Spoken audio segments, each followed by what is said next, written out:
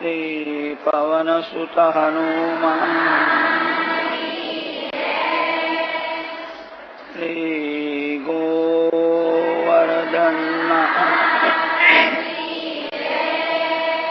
श्री गिरिराज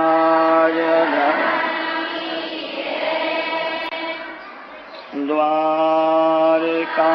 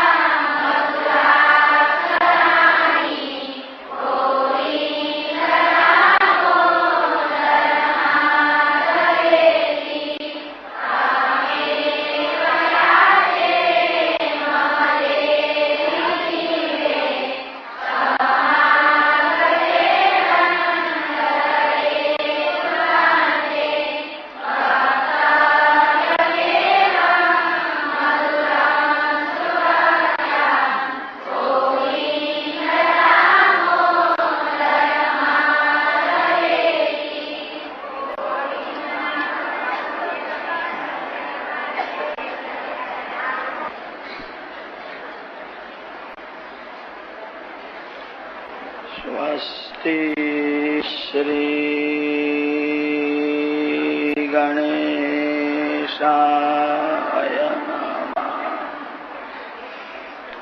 श्री सरस्वत्यै नमः। श्री गुरुभ्यो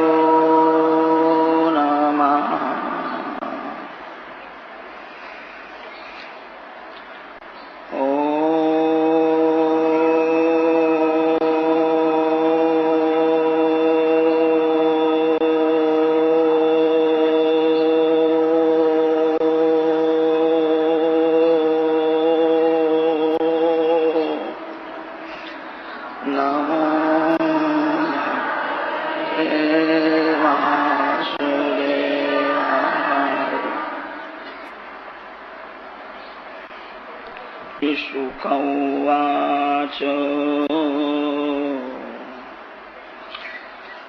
सकृन्मनः कृष्णपदारविन्दयोः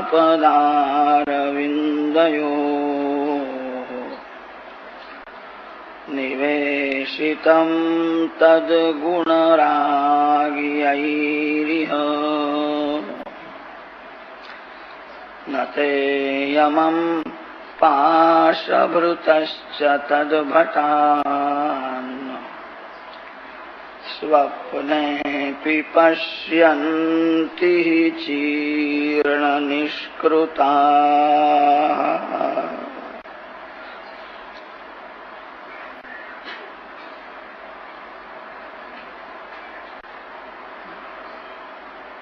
आत्मा श्रीकृष्ण અતિશય કૃપા કરે છે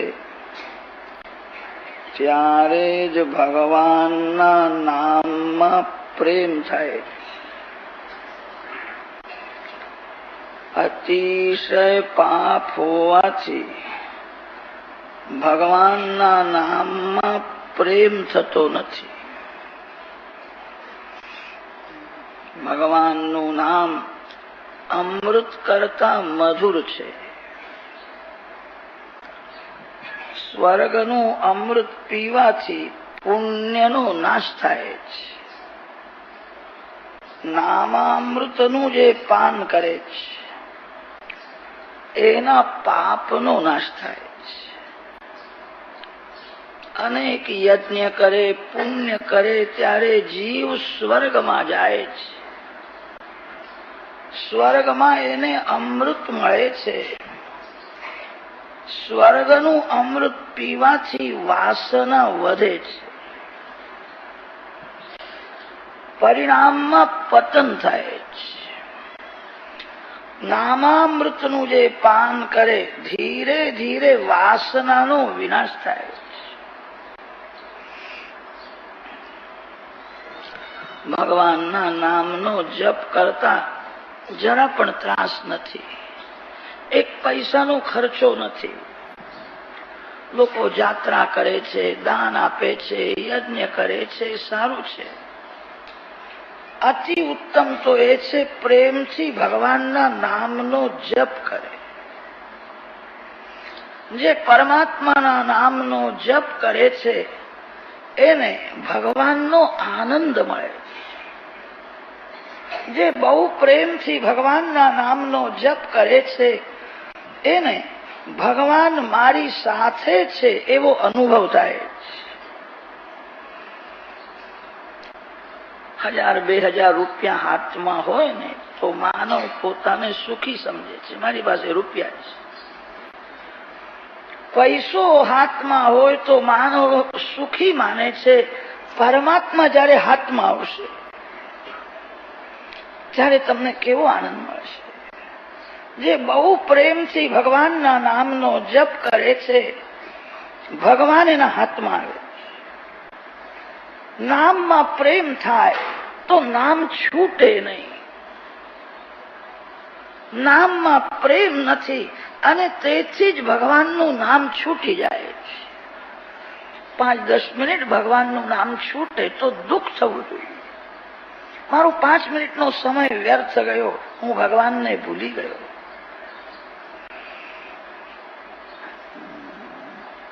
સમયનો નાશ સર્વસ્વનો નાશ. સમયને સુવર્ણ કરતા પણ કિંમતી માનવું. ગયેલો સમય ફરીથી મળતો નથી. ભગવાન બધું આપવામાં ઉદાર છે, સમય આપવામાં ભગવાન પણ ઉદાર નથી. કદાચ કોઈ શ્રીમાન ભગવાનને એવું કે મારું એક દિવસનું આયુષ્ય વધારો તો હું તમને 1 લાખ રૂપિયા ભેટ અર્પણ કરું. ભગવાન વધારશે? ભગવાન સમય આપતા નથી. સમયનો વિનાશ ન થાય. પ્રતિ ક્ષણે ભગવાનના નામનો જપ કરવાની આદત પાડો. તમારું કલ્યાણ થશે, તમને બહુ શાંતિ મળશે. હવે આ ભયંકર કલિયુગ આવે છે. આ કલિકાલમાં આપણા માટે હવે બીજો કોઈ ઉપાય દેખાતો નથી. લોકો પુસ્તકો વાંચીને જ્ઞાની થાય છે, જ્ઞાનની વાતો કરે છે, જ્ઞાન પચતું નથી, જ્ઞાન ટકતું નથી. વૈરાગ્ય પાત્ર હોય તો જ જ્ઞાન ટકે છે. વૈરાગ વિના જ્ઞાન ટકશે નહીં. જ્ઞાનને મેળવવું બહુ કઠણ નથી. સર્વકાળ જ્ઞાનમાં સ્થિર રહેવું કઠણ છે.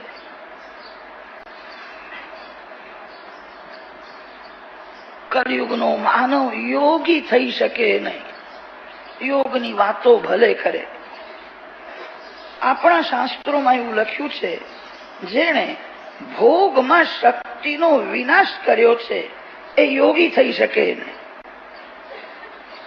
જેણે શક્તિનો સંગ્રહ કર્યો છે, શાસ્ત્રોમાં એના માટે શબ્દ આવે છે ઉર્ધ્વરેતા. જે શક્તિનો અતિશય સંગ્રહ કરે છે એને ઉર્ધ્વરેતા કહે છે. જે ઉર્ધ્વરેતા છે એ જ યોગાભ્યાસ કરી શકે. જેણે ભોગમાં શક્તિનો વિનાશ કર્યો છે એ યોગી થઈ શકે નહીં, અને યોગી થવાનો પ્રયત્ન કરે તો રોગી થઈ જશે. આપણા માટે યોગ માર્ગ બહુ ઉપયોગી નથી. જ્ઞાન માર્ગ ઉપયોગી નથી. વર્ણાશ્રમ ધર્મની મર્યાદા હવે છિન્ન ભિન્ન થવા લાગી. મન બહુ બગડ્યું છે. જગત બહુ બગડ્યું નથી, મન હવે બહુ બગડવા લાગ્યું છે.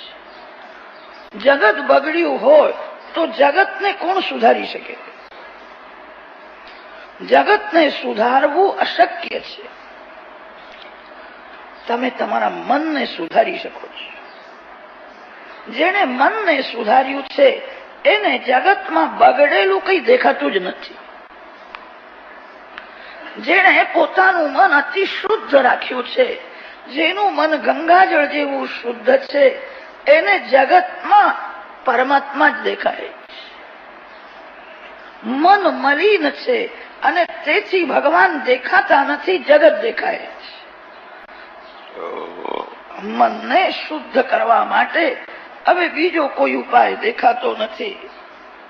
ભગવાનના નામનો જ આધાર છે. ભગવાન દેખાતા નથી તે ભગવાનની ભક્તિ કેવી રીતે કરશો? નિર્ગુણ નિરાકાર ભગવાન આંખથી દેખાતા નથી. નિર્ગુણ નિરાકાર બુદ્ધિથી અનુભવાય છે. નિરાકાર હાથમાં આવતા નથી. નિરાકાર આંખને દેખાતા નથી.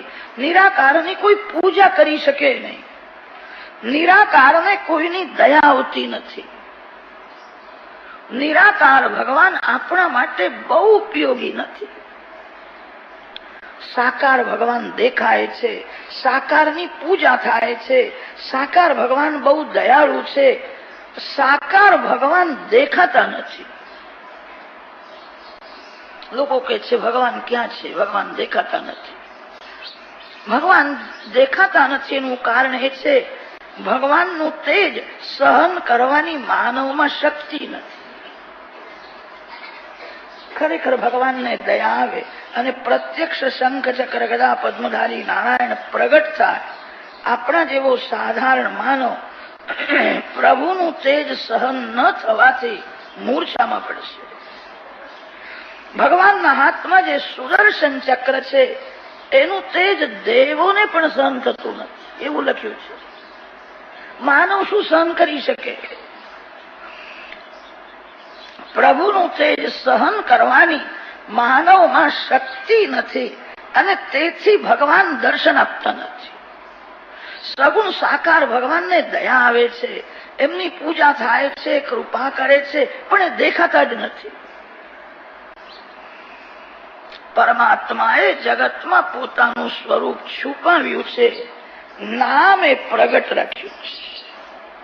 જે શક્તિ ભગવાનમાં છે એ જ શક્તિ ભગવાનના નામમાં છે. ભગવાનનું નામ અને ભગવાનનું સ્વરૂપ બંને એક જ છે. સંતોએ તો એવું વર્ણન કર્યું છે, ભગવાન કરતા પણ ભગવાનનું નામ શ્રેષ્ઠ છે.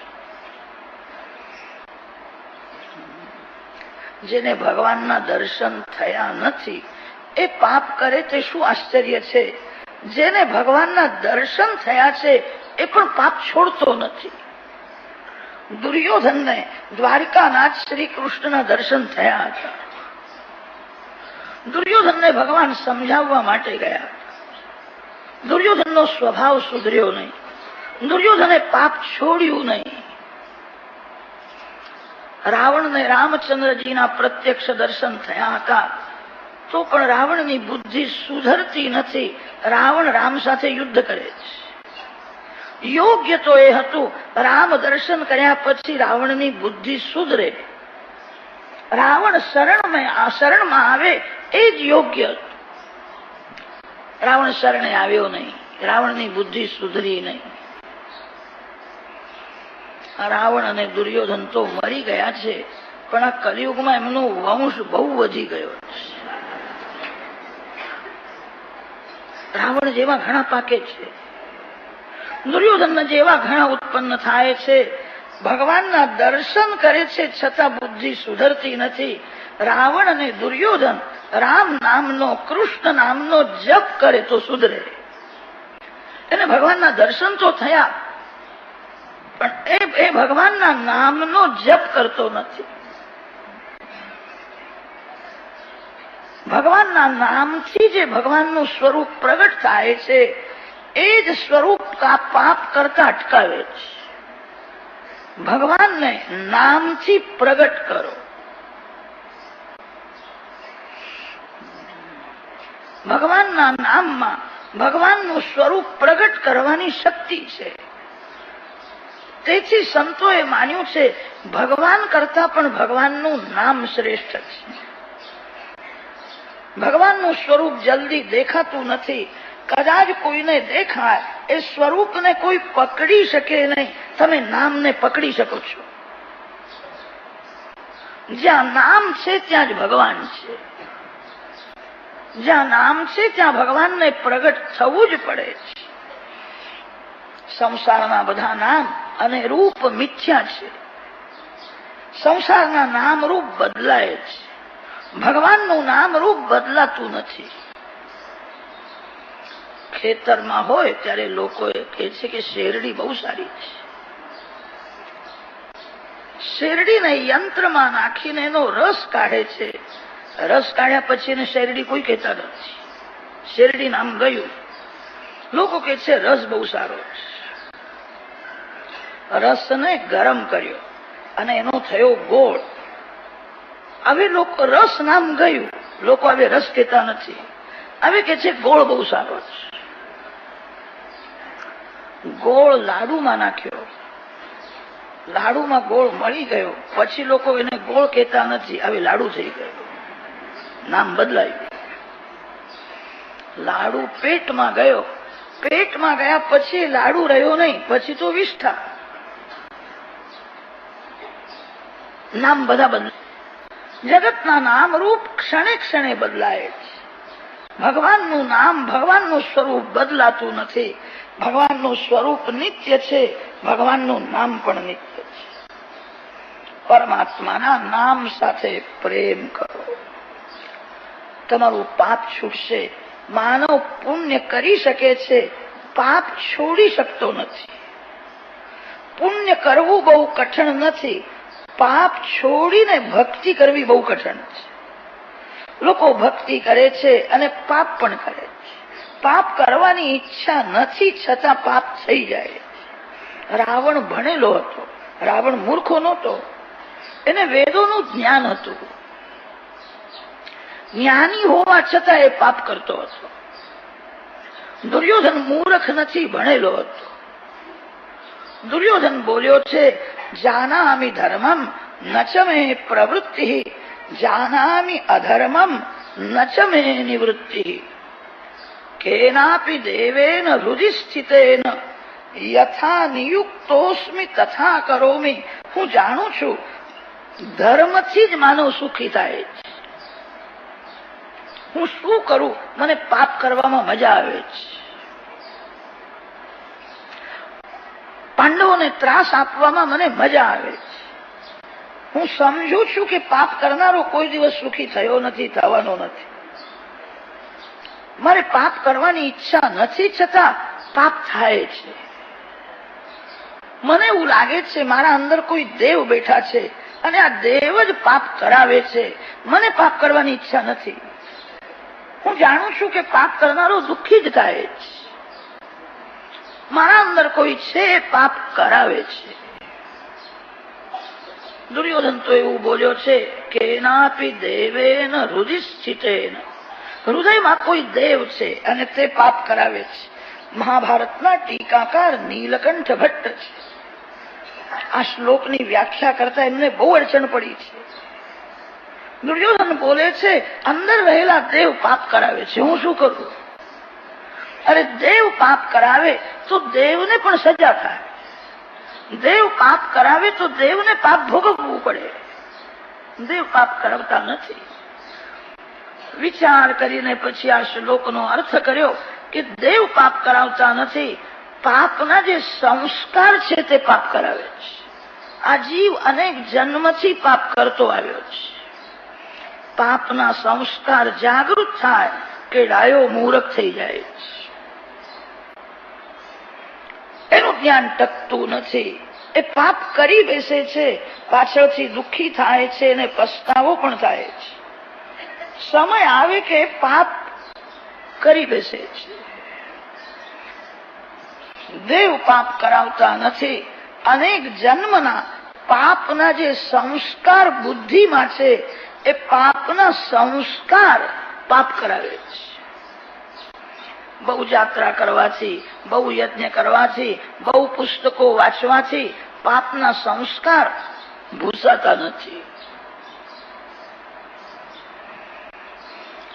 શાંતિથી બેસીને ભગવાનના નામનો જપ કરો. ભગવાનના નામમાં જે કેવી શક્તિ છે, બગડેલા મનને સુધારે છે. ભગવાનનું નામ પાપ કરતા અટકાવે છે. ભગવાન કરતા પણ ભગવાનનું નામ શ્રેષ્ઠ છે. શ્રી રામ, શ્રી કૃષ્ણ જગતમાં પ્રત્યક્ષ વિરાજતા હતા ત્યારે બધાને સુધારી શક્યા નહીં. ભગવાનના દર્શન કરીને પણ લોકો પાપ કરતા હતા. આ સમયે શ્રી રામ, શ્રી કૃષ્ણ પ્રત્યક્ષ વિરાજેલા નથી. કોઈ બહુ પ્રેમથી શ્રી રામ, શ્રી કૃષ્ણ સતત જપ કરે તો ભગવાનનું નામ એને પાપ કરતા અટકાવશે. ભગવાન કરતા પણ ભગવાનનું નામ શ્રેષ્ઠ છે.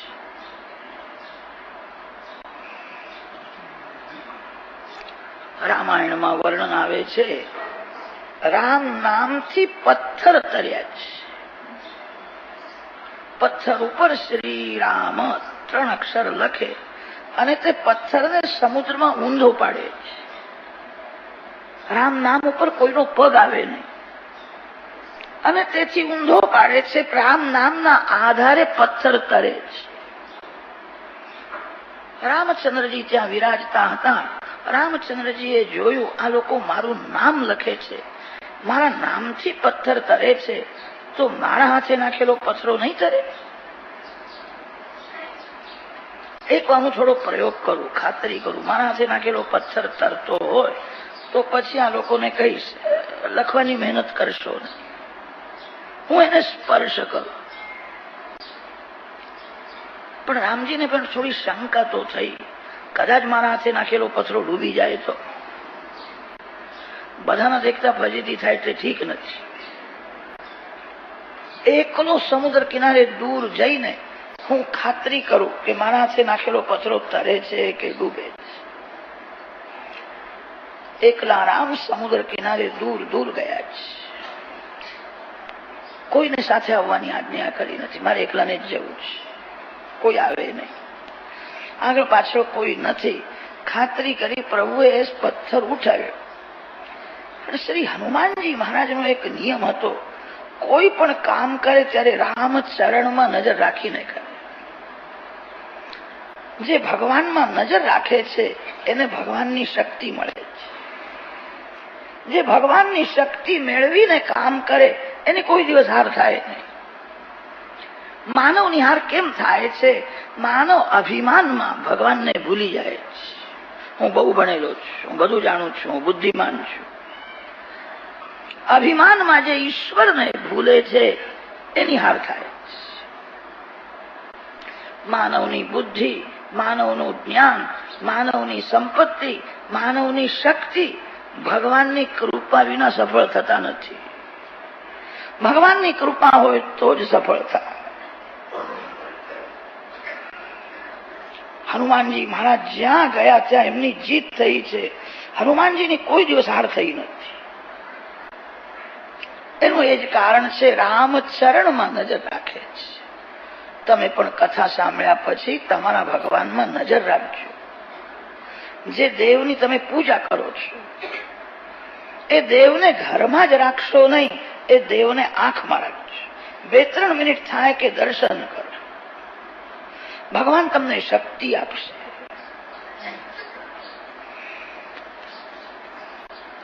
હનુમાનજીએ વિચાર કર્યો, મારા રામ એકલા સમુદ્ર કિનારે દૂર કેમ ગયા છે? ત્યાં કદાચ સેવાની જરૂર પડે તો. હનુમાનજી એકદમ કૂદકો માર્યો, તે રામજીના પાછળ આવીને ઉભા રહ્યા. રામ તો એવું માને છે અહીંયા કોઈ નથી, હું એકલો જ છું. રામચંદ્રજીએ તે પથ્થર સમુદ્રમાં નાખ્યો, ડૂબી ગયો.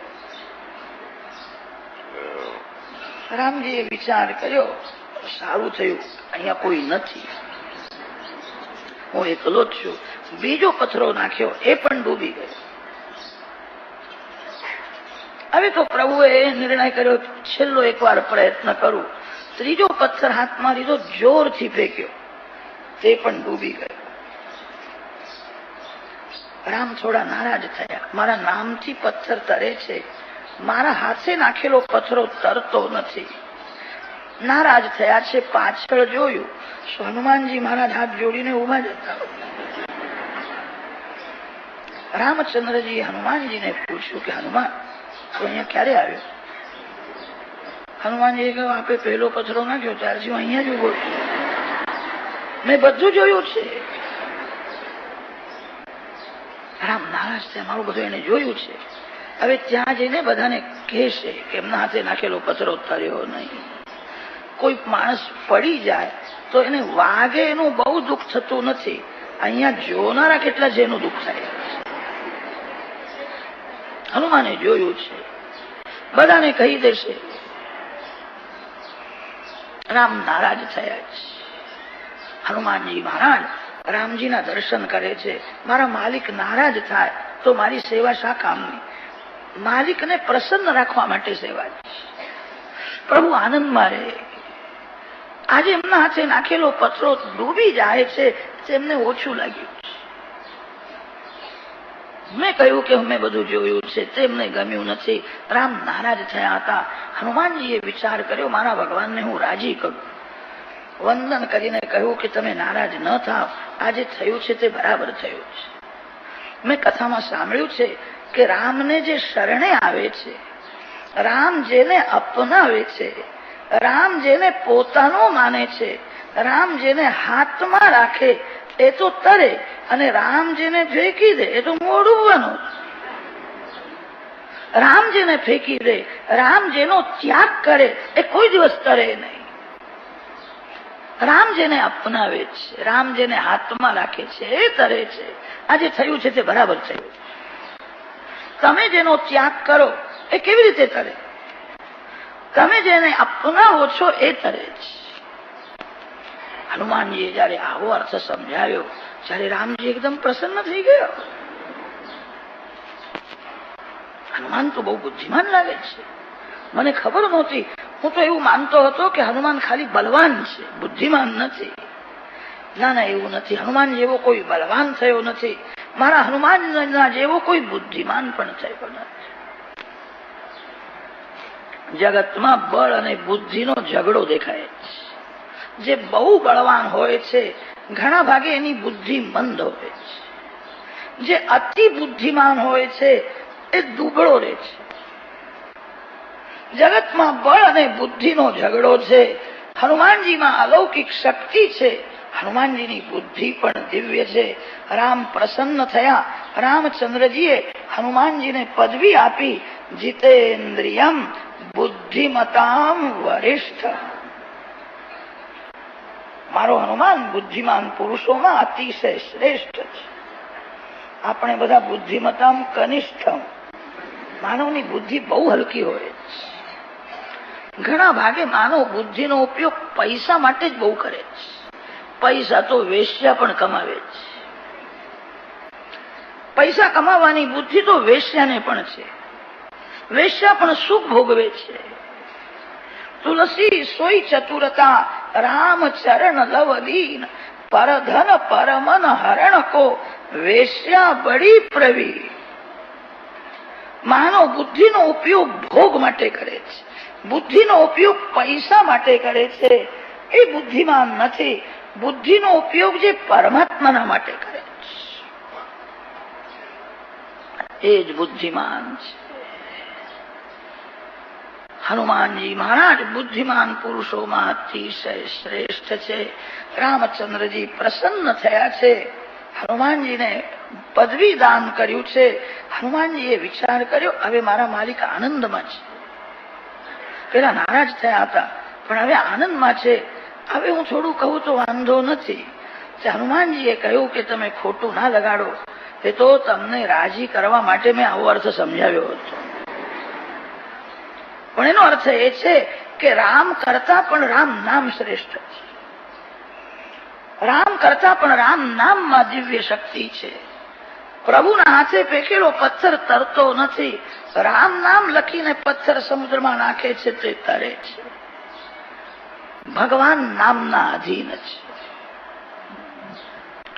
જગતમાં જેટલા સંતો મહાત્માઓ થયા છે એમના ચરિત્રમાં તમે બરાબર શાંતિથી વાંચો તો ધ્યાનમાં આવશે, કોઈ પણ ભગવાનના નામમાં અતિશય તન્મય થયા છે. પરમાત્માના નામ સાથે અતિશય પ્રેમ કર્યા વિના ભગવાનની ભક્તિ બરાબર થાય નહીં. પરમાત્મા સાથે પરણવું છે. વેવિશાળ થયા પછી લગ્ન થાય છે. વેવિશાળનો અર્થ છે શબ્દ સંબંધ.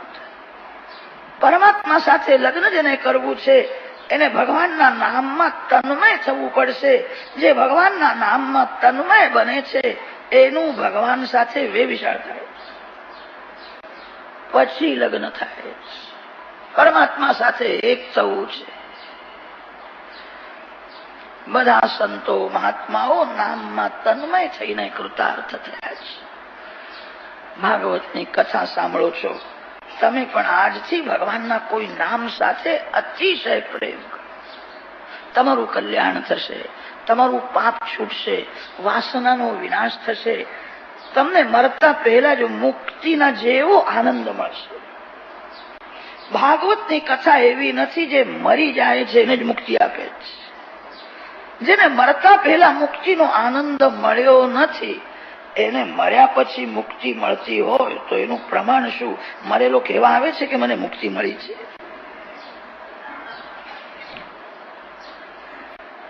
નામ સાથે પ્રેમ કરો. જીવન મરણ મંગલમય થશે. ભગવાનના નામમાં પાપને બાળવાની દિવ્ય શક્તિ છે. અજામિલનો દૃષ્ટાંત આપ્યો છે. કાન્યકુબ્જ દેશમાં અજામિલ નામનો એક બ્રાહ્મણ રહેતો હતો. નામનો એ બ્રાહ્મણ હતો. અતિ પાપી છે, વેશ્યાને ઘરમાં રાખી છે, ચોરી કરે છે, અનેકની હિંસા કરે છે.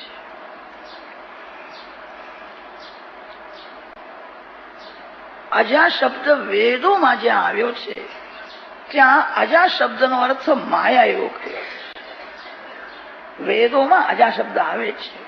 અજા મે કામ લોહિત શુક્લ કૃષ્ણ, ત્યાં અજા શબ્દનો અર્થ કર્યો છે માયા. માયામાં ભળી ગયેલો જીવ એ જ અજામેળ છે. અજામેળ બ્રાહ્મણ છે. જીવ બ્રહ્મનો અંશ છે. બ્રહ્મનો અંશ જીવ બ્રહ્મ સ્વરૂપમાં મળી જાય એ જ યોગ્ય છે. બ્રહ્મનો અંશ હોવા છતાં જીવ માયામાં મળી જાય. માયામાં મળી ગયેલો જીવ એને જ અજામેળ કહે છે. આપણે બધા અજામેળ જેવા જ છીએ. જીવ માયામાં મળી ગયો છે. માયા શું હોય છે? વિધાતાએ 5-6 જગ્યામાં એવી માયા રાખી છે. 1-2 ઠેકાણે તો બધાનું મન ફસાય છે.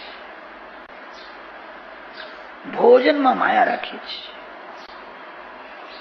ઘણા લોકોનું મન ભોજનમાં ફસાય છે. કેટલાક તો એવા હોય છે એમનું મન રસોડામાંથી બહાર નીકળતું જ નથી, ત્યાં જ ફર્યા કરે. ભોજનમાં માયા છે. કેટલાકને એવી ખરાબ આદત હોય છે, રોજ પાપડ તો જોઈએ, અથાણા વિના તો ચાલે જ નહીં. એક રસાદાર શાક અને એક કોરું શાક, 2 શાક તો રોજ જોઈએ. આ જોઈએ ને તો કઈ અંત જ આવતો નથી.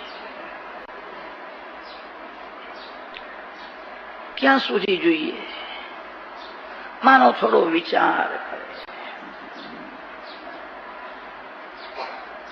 ભોજનના માટે જીવન નથી, ભજનના માટે જીવન. થોડી માયા કામ સુખમાં રાખી છે. અનેક વાર જીવ કામ સુખ ભોગવે છે છતાં મનથી ઘૃણા હોતી નથી. કામ સુખમાં મન ફસાયેલું રહે છે. થોડી માયા પૈસામાં રાખી છે. લાખ મળે કે 10 લાખ મળે એવો વિચાર આવતો નથી કે હવે 1 પૈસો પણ મને ન મળે તો સારું. મારા ભાગમાં જે પૈસો લખ્યો છે તે બીજાને મળે. પૈસામાં માયા છે. થોડી માયા કપડામાં હોય છે. તમે જે ઘરમાં રહો છો ને એ ઘરમાં પણ થોડી માયા થાય. ઘરમાં માનવને શાંતિ તો મળતી નથી. ઘરમાં શાંતિ નથી, તેથી તો સાયંકાળે ઘર છોડીને બાગમાં જઈને બેહી રહે છે. ઘરમાં બહુ શાંતિ હોય તો ઘર છોડે નહીં. ઘરમાં એવી માયા હોય છે, ઘર યાદ આવે છે. માનો જ્યાં રહે છે ત્યાં માયા થઈ જાય છે. અરે ઘરમાં જ માયા હોય છે એવું નથી. કથામાં તમે જે જગ્યામાં બેસો છો ત્યાં પણ થોડીક માયા થઈ જાય છે. કેટલાક લોકો એવા હોય છે પાછળથી આવે ને તો પણ એમની એવી ઈચ્છા હોય છે મારી જગ્યા મને મળવી જ જોઈએ, આ મારી જગ્યા. થોડા દિવસો પછી અહીંયા કોઈ કાકો બેસવા આવવાનો નથી, અત્યારે આ મારી જગ્યા છે. થોડી માયા પુસ્તકમાં હોય. કેટલાકને એવી ખરાબ આદત હોય છે, કોઈના ઘેર ગયા હતા, સારું પુસ્તક જોયું, આગળ પાછળ કોઈ નહોતા એટલે થેલીમાં મૂકી દીધું. જય શ્રી કૃષ્ણ, જય શ્રી કૃષ્ણ. પુસ્તકની ચોરી કરે એ બીજા જન્મમાં મૂગો થાય. અન્નની પ્રસાદની ચોરી કરે એ ભિખારી થાય છે. ચાંદીની સોનાની ચોરી કરે આંધળો થાય છે. 5-6 જગ્યામાં એવી માયા રાખી છે, સાવધાન રહો. કદાચ તમને એમ શંકા થશે કે માણસ તમે કહો છો કપડામાં માયા છે, પૈસામાં માયા છે, અમારે પૈસા છોડવા પડશે? માયા એ બહુ ખરાબ નથી. માયા એ ભગવાનની શક્તિ છે. માયા ક્યાંથી આવી? માયા ભગવાનમાંથી જ ઉત્પન્ન થઈ છે.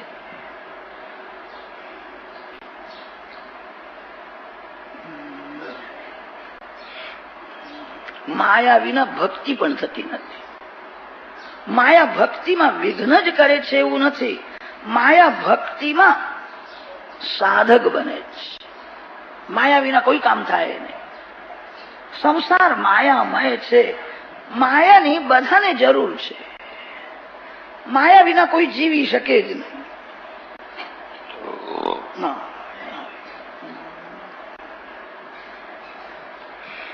માયા બહુ ઉપયોગી છે. માયાનો ઉપયોગ કરો, માયાના આધીન ન બનો. હું ભગવાનનો અંશ છું, હું ભગવાનનો દાસ છું.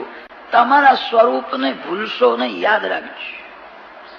સ્વરૂપને યાદ રાખીને માયાનો વિવેકથી ઉપયોગ કરો. જીવ જયારે સ્વરૂપને ભૂલે છે અને માયાનો ગુલામ બને છે ત્યારે માયા મારે છે. જીવ જયારે માયાના આધીન બને છે ત્યારે જ માયા દુઃખ આપે છે. જીવ ઈશ્વરનો અંશ છે. તમે બધા ભગવાનના દાસ છો, તમે વૈષ્ણવ છો, તમે બધા પ્રભુના પ્યારા છો. બરાબર યાદ રાખો કે હું માયાનો ગુલામ નથી, હું માયાનો દાસ નથી, હું ભગવાનનો દાસ છું. હું ભગવાનનો દાસ છું તે યાદ રાખીને માયાનો વિવેકથી ઉપયોગ કરો. જે માયાનો વિવેકથી ઉપયોગ કરે એને માયા ભક્તિમાં સાથ આપે છે. જે માયાનો દાસ બને છે એને માયા દુઃખ આપે છે. અગ્નિ વિના રસોઈ થતી નથી. અગ્નિ બહુ ઉપયોગી વસ્તુ છે. અગ્નિ વિના પાણી ગરમ થાય નહીં. અગ્નિની બહુ જરૂર છે, છતાં લોકો અગ્નિ સાથે વધારે પ્રેમ કરતા નથી, દૂરથી પ્રેમ કરે. અગ્નિ સાથે કોઈ વધારે પ્રેમ કરવા જાય તો દુઃખી થશે. અગ્નિ વિના રસોઈ થાય નહીં. અગ્નિ વિના માનવ જીવી શકે નહીં. અગ્નિની બહુ જરૂર છે.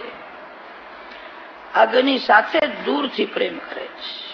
અગ્નિને ઉઠાવે છે ત્યારે કોઈ અગ્નિને સ્પર્શ કરતા નથી, સાણસીથી ઉઠાવે છે. માયા અગ્નિ જેવી છે.